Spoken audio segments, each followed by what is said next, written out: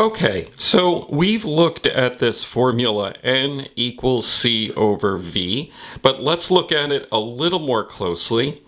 C is speed of light in a vacuum, and that's measured in meters per second. Okay, so if it's speed of light in a vacuum, that's a constant. And what is that value? Well, we know, we've seen it from the reference table. That's 3 times 10 to the 8th meters per second. So you're always going to put that number in. N is the index of refraction. And what that means is it's a number that tells us how much light slows down when it enters a new medium. And what is V? Well, V is also in meters per second, and that's the speed of light. Now, I'm going to say speed of electromagnetic waves because it's not just light that slows down. It's everything. X-rays, radio waves, gamma waves. It's everything in the electromagnetic spectrum. But it's the speed of electromagnetic waves in the medium that we're choosing, which is our N. Now, if we look at this, meters per second divided by meters per second, those cancel. So N has no unit. It is an index. And one more thing is when you look at the chart for indices of refraction, the plural of index is indices, and you'll see that all of these numbers don't have a unit. However, there's an interesting little added part here, which is this frequency. We mentioned this before. These indices of refraction are only true for this particular frequency of light. This happens to be yellow.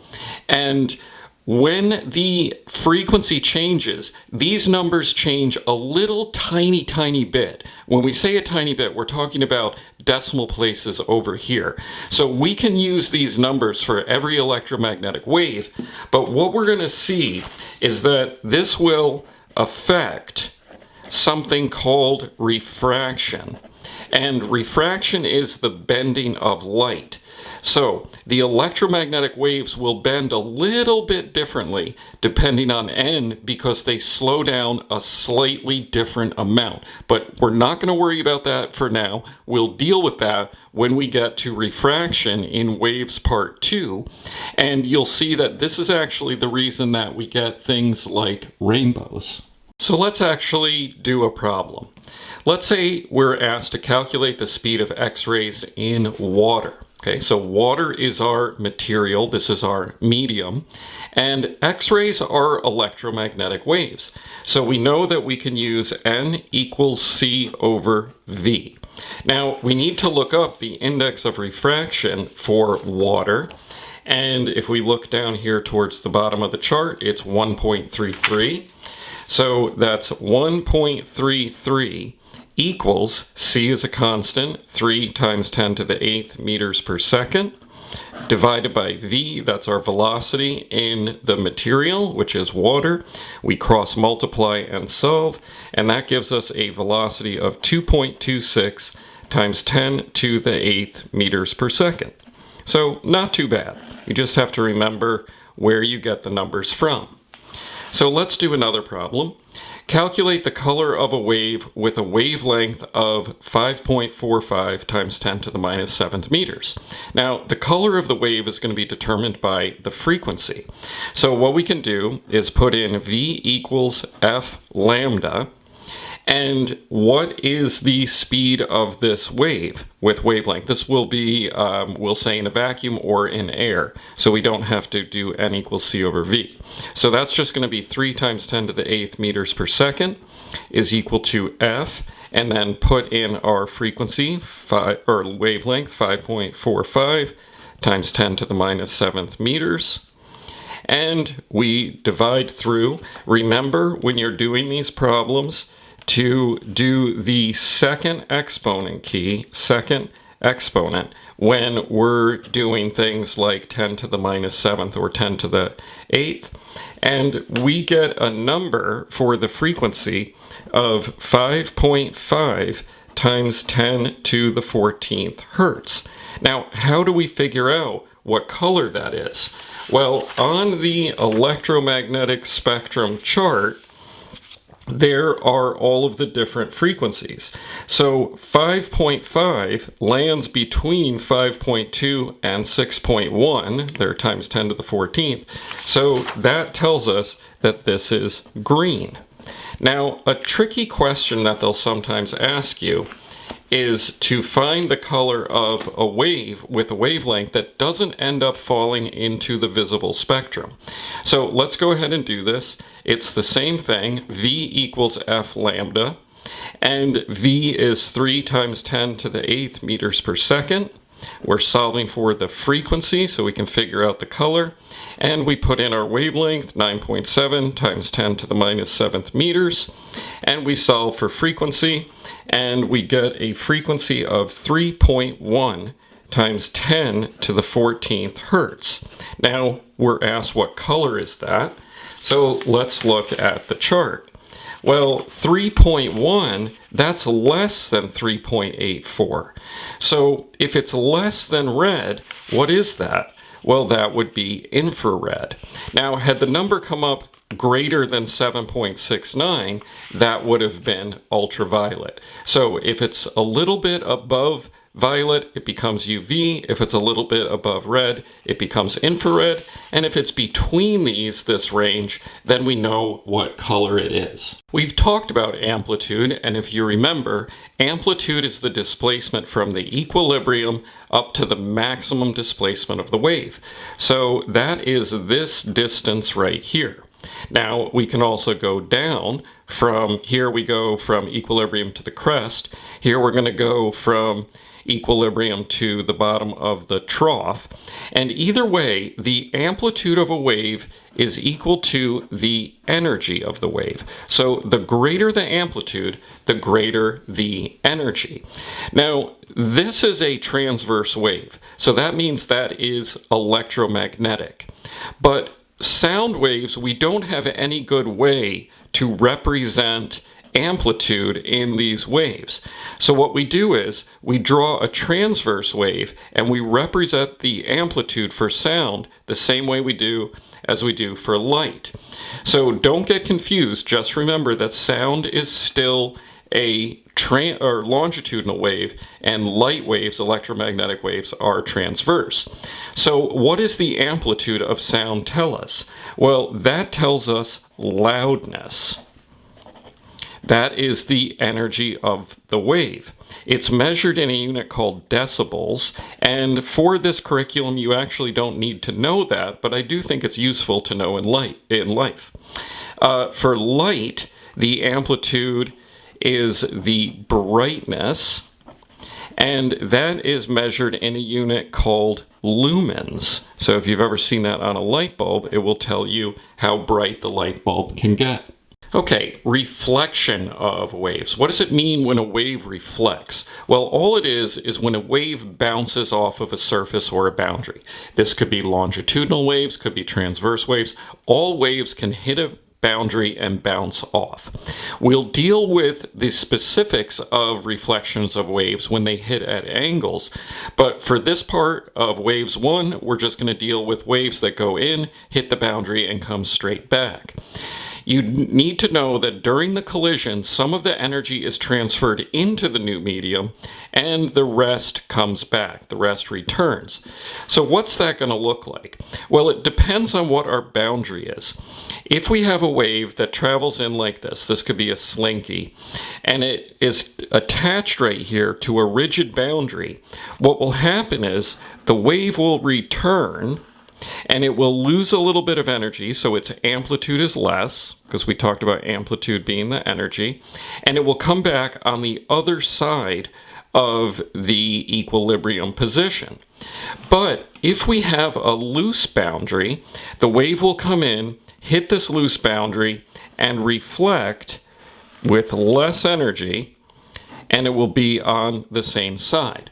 Now, this is hard for me to draw, so I'm going to put a link in the description to a really good web page that shows all of these in animations, and I highly recommend that you check out this web page and view all of the animations that have to do with reflection.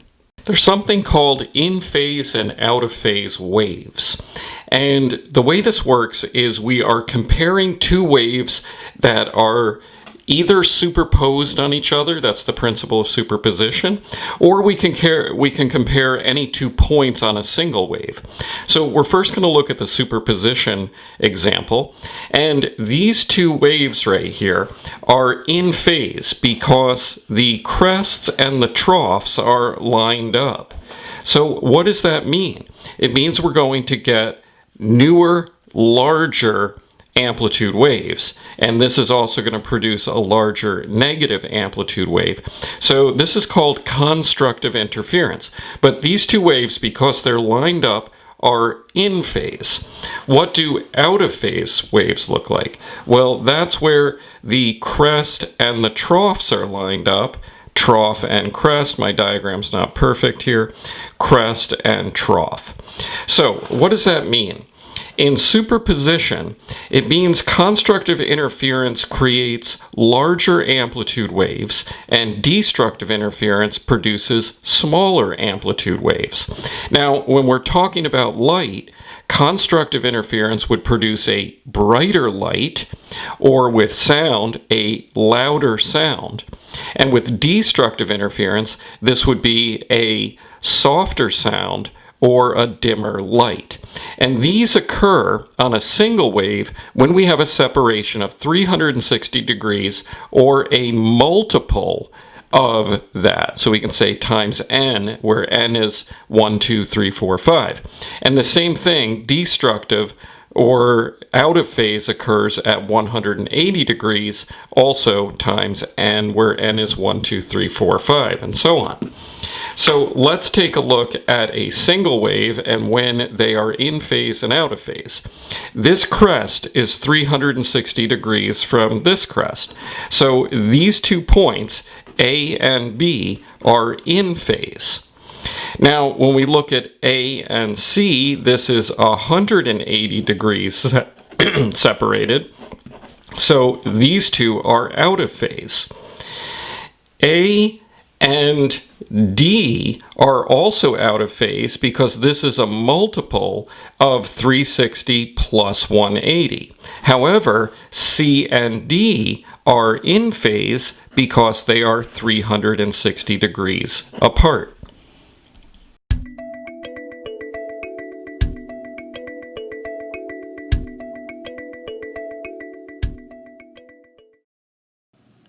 This video will discuss the difference between transverse and longitudinal waves, how the speed of a wave is determined by the medium, and how to calculate the speed of a wave. Here's a transverse wave. Since it's a single disturbance, we can also call it a pulse.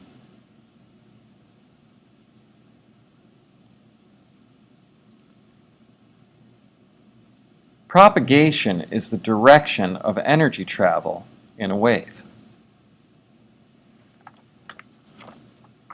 The medium is the material that the wave is traveling through. Here, the displacement of the medium is up and down.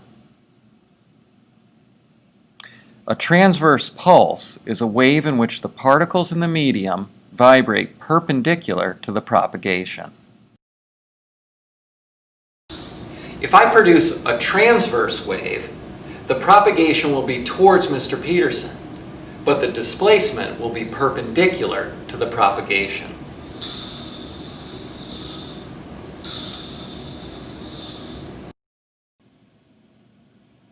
Here we can see the transverse wave is propagating to the right, but the particle vibration is up and down, so that they are at right angles to one another.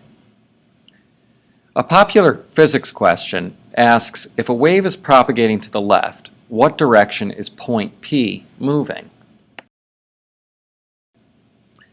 We know that since it's a transverse wave propagating to the left, that the particles can only be vibrating up and down, But how do we know whether it's up or whether it's down?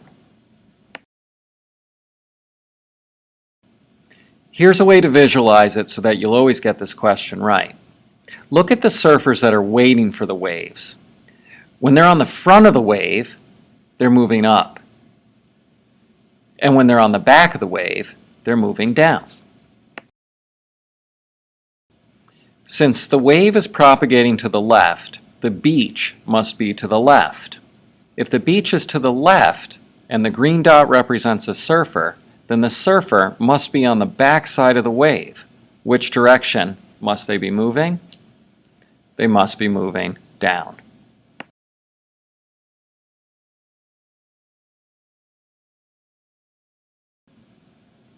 Let's try this with the original question. The wave is again propagating to the left, so the beach is to the left. Point P, then, we can think of as a surfer, is on the front end of the wave. Which way must they be moving? They must be moving up.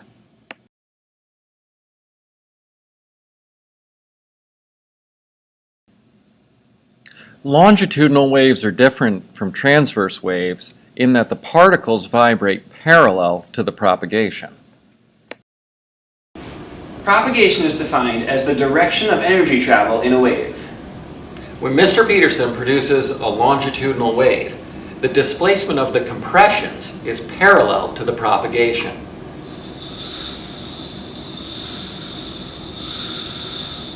Sound is a longitudinal wave, so the displacement of the particles is parallel to the propagation of the wave. The velocity of sound is constant, in this case because the medium, which for sound is air, is not changing.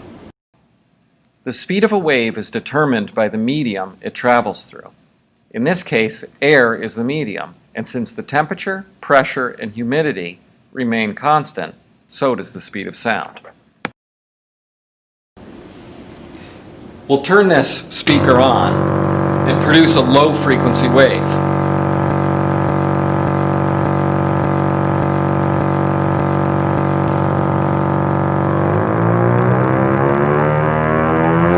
As the frequency goes up, the speed stays the same, so therefore the wavelength gets shorter.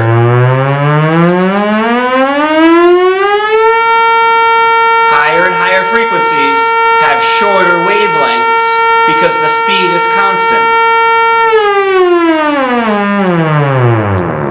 When you reduce the frequency, the wavelength must get longer because the speed stays the same.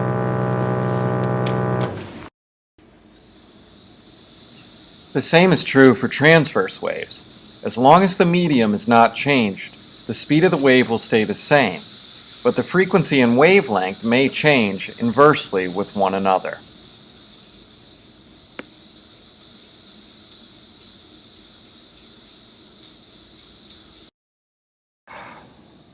So what happens when we change the medium? Here we see a transverse pulse traveling slowly. When the tension in the slinky is increased, the result is an increase in wave speed. When the medium is returned to its original position, the wave speed again slows down.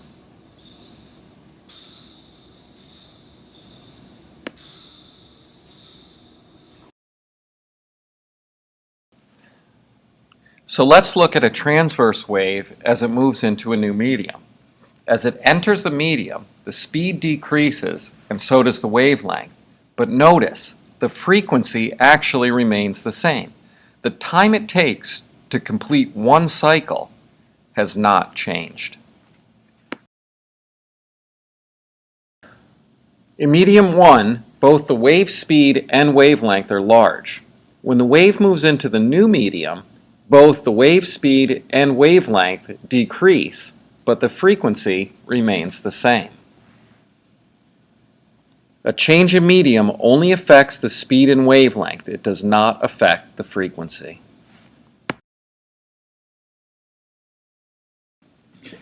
So if we look at the time to complete one cycle from crest back to crest, it takes 2 seconds. That's the period. When it enters the new medium, the vertical motion hasn't changed, so the time to go from crest to crest is still 2 seconds. If the periods are the same, then the wave must have the same frequency. Let's look at the velocity now. As the wave travels to the right, its velocity is high. Entering medium 2, its velocity decreases.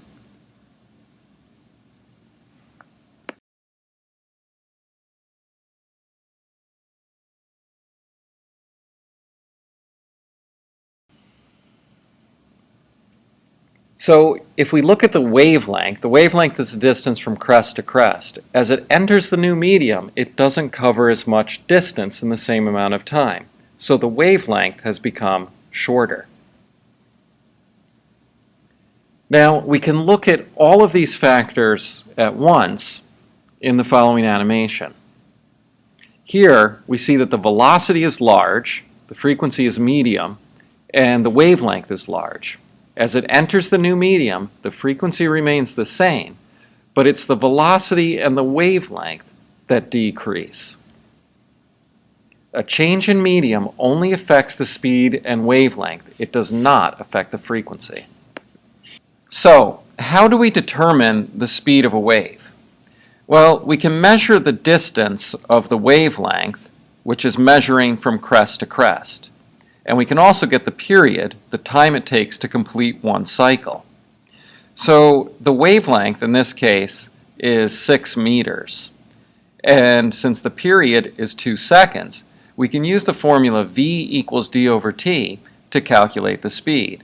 6 meters is covered in 2 seconds, so the velocity is 3 meters per second. Box that puppy up, and we're done. So here's an interesting derivation. If we start with the formula V equals d over t, we know that the distance covered is a wavelength, and the time it takes to cover that distance is called the period. So now we have V equals lambda over t. Now, if we recall that t equals 1 over f, we can substitute in 1 over f for t, the period. That will give us V equals lambda over 1 over f. Multiplying through by f over f, we can cross them out, and we're left with V equals f lambda, the formula for the speed of a wave. This is so exciting. Let's double box it. Oh yeah.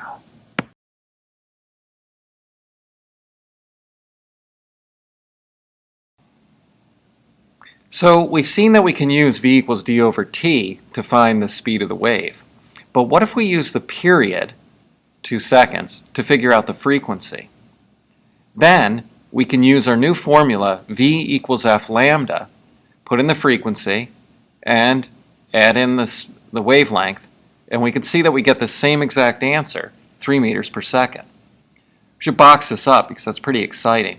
But this is so exciting, I think we should also include a unicorn. And let's go a bit further and add a rainbow. Yeah, that was a pretty exciting problem. Okay, so this is looking down the center of the slinky, and this is just really cool looking. So here's a transverse pulse.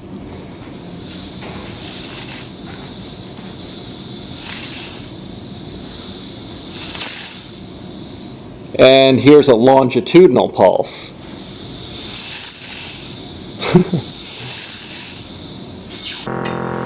So something higher than this? Not a whole lot more. What are you at?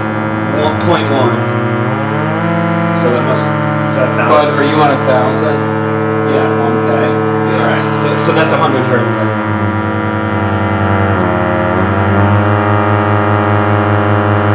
You can hear beat frequency now.